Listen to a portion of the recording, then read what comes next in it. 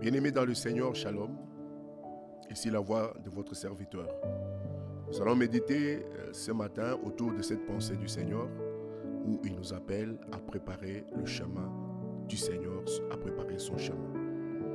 Nous tirons cette pensée du livre de Luc, au 3e chapitre, le 4e verset.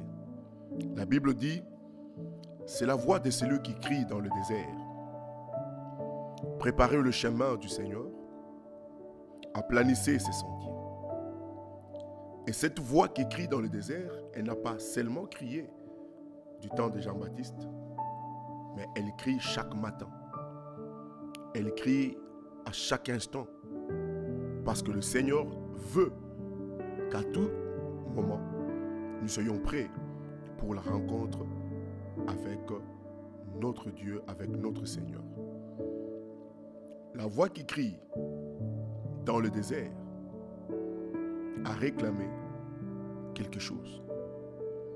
La voix qui crie dans le désert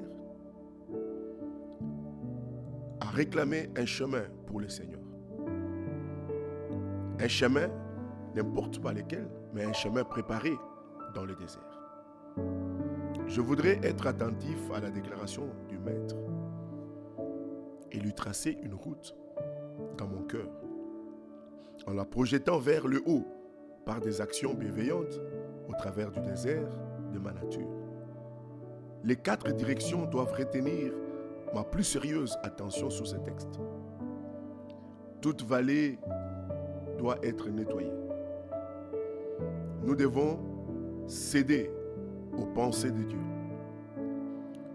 Doute et désespoir doivent être exclus. Et la recherche de soi et des délices charnelles doivent être abandonnées. Au travers de ces profondes vallées, un chemin de grâce doit être réservé. Toute montagne et toute colline seront abaissées. Orgueil et suffisance de la créature, vantardise et propre justice doivent être aplanies avant de créer une grande route pour le roi des rois. Une association divine ne garantit jamais d'être hors des dangers aux pécheurs, fiers et hautains.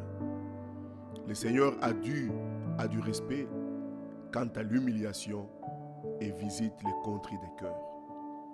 Mais les orgueilleux sont en abomination devant lui. Oh mon âme, que le Saint-Esprit te maintienne dans cette voie. Les tortueux seront redressés. Le cœur indécis doit suivre un chemin droit dans sa décision pour Dieu. Et la sainteté se délimite à partir de celle-ci. Les hommes à l'esprit double sont des étrangers au Dieu de la vérité. Mon âme, fais attention d'être en toute chose loyal et vrai, en vue de l'examen des consciences de Dieu. Les lieux bruts, rugueux, seront adoucis. Les pierres d'achoppement du péché doivent être écartées. Les épines des ronces de la rébellion doivent être déracinées. Tellement grand est le visiteur qu'il ne doit pas trouver de chemin embourbé et des lieux pierreux.